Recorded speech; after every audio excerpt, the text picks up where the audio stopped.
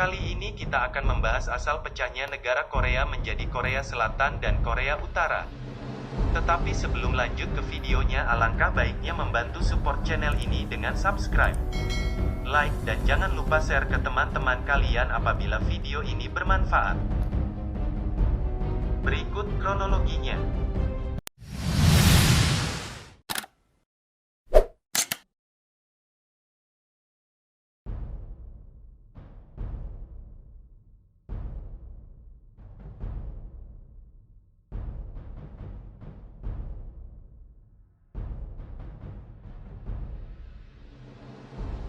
Pada November tahun 1943, Franklin Roosevelt Presiden Amerika Serikat, Winston Churchill Perdana Menteri Britania Raya, dan Chiang Kai-shek pemimpin militer dari Cina bertemu di konferensi Kairo untuk membahas apa yang harus terjadi pada koloni Jepang, dan setuju bahwa Jepang harus kehilangan semua wilayah taklukannya yaitu Korea, sebagian wilayah Cina dan Indonesia diantaranya, karena dikhawatirkannya bahaya kebangkitan Jepang. Berakhirnya Perang Dunia Kedua, dengan kekalahan Jepang atas tentara sekutu pada bulan Agustus tahun 1945. Masih belum ada mufakat mengenai nasib Korea di antara pemimpin sekutu.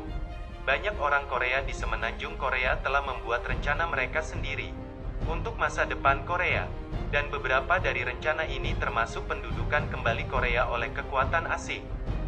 Menyusul pengeboman di Hiroshima pada tanggal 6 Agustus tahun 1945, dan sesuai kesepakatan Joseph Stalin dengan Harry Truman selama konferensi Potsdam, tentara Uni Soviet menyerbu mencuri wilayah Korea bagian utara. Namun, para pemimpin Amerika khawatir bahwa seluruh semenanjung Korea mungkin akan diduduki oleh Uni Soviet, dan ketakutan ini mungkin juga mengarah pada pendudukan Soviet atas Jepang. Pasukan Soviet tiba di Korea terlebih dahulu sebelum tibanya pasukan Amerika. Pada tanggal 7 September tahun 1945 di Incheon, semenanjung Korea bagian selatan. Tetapi Uni Soviet hanya menduduki bagian utara semenanjung Korea, dan menghentikan perjalanan mereka di 38 derajat lintang utara, sesuai dengan kesepakatan mereka dengan Amerika Serikat. Pada tanggal 10 Agustus tahun 1945, dua perwira muda, Dean Rusk dan Charles Bonestel, ditugaskan untuk menciptakan zona pendudukan Amerika yaitu di bagian selatan, 38 derajat lintang utara. Dibentuknya dua negara Korea, dengan adanya Perang Dingin pasca Perang Dunia Kedua, yaitu Amerika Serikat dengan Uni Soviet. Tidak ada persetujuan yang berhasil dicapai mengenai cara untuk mendamaikan pemerintah sementara yang saling bersaing. Amerika Serikat membawa masalah ini ke hadapan Perserikatan Bangsa-Bangsa atau PBB pada tahun 1947. Uni Soviet menentang keterlibatan PBB terkait masalah ini. PBB memberikan resolusi pada tanggal 14 November tahun 1947, Syngman Rhee, yang telah mengusulkan pemilihan umum parsial di Korea Selatan demi mewujudkan kekuasaannya. Sejak 1947 terpilih menjadi pemimpin Korea Selatan. Meskipun partai-partai sayap kiri memboikot pemilihan umum itu, korupsi yang tersebar luas dilaporkan terjadi dalam pemilihan umum itu. Dan Republik Korea atau Korea Selatan sekarang memulai hidup tanpa legitimasi yang cukup. Pada tanggal 15 Agustus, Republik Korea secara resmi mengambil alih kekuasaan dari militer Amerika Serikat. Perang Korea. Di Korea Utara, pembentukan Republik Rakyat Demokratik Korea telah dinyatakan pada tanggal 9 September. Dengan Kim Il-sung sebagai Perdana Menteri. Pembagian Korea ini terjadi setelah lebih dari 1 milenium sebagai Korea yang bersatu, dipandang tidak dapat diterima dan bersifat sementara oleh masing-masing rezim saat itu. Sejak 1948 hingga awal Perang Saudara pada tanggal 25 Juni tahun 1950, angkatan bersenjata dari masing-masing pihak terlibat dalam serangkaian konflik berdarah di sepanjang perbatasan.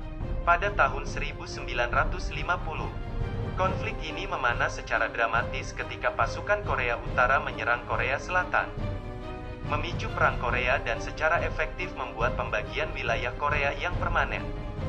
Setelah perang yang terjadi dari tahun 1950 sampai 1953, sebuah gencatan senjata ditandatangani guna mengakhiri permusuhan, dan kedua belah pihak sepakat untuk membuat zona penyangga selebar 3 mil di antara kedua negara, di mana tak seorang pun boleh memasukinya.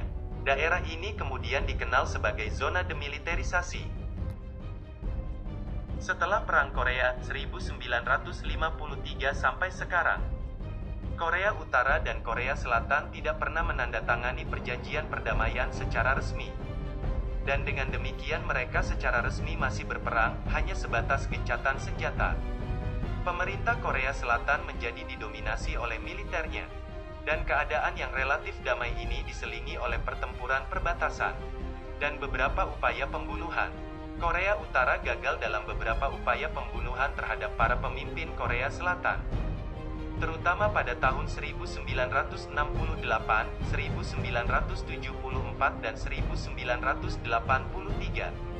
Terowongan sering ditemukan di bawah zona demilitarisasi, dan perang hampir pecah karena terjadinya insiden pembunuhan kapak di Panmunjeom pada 1976.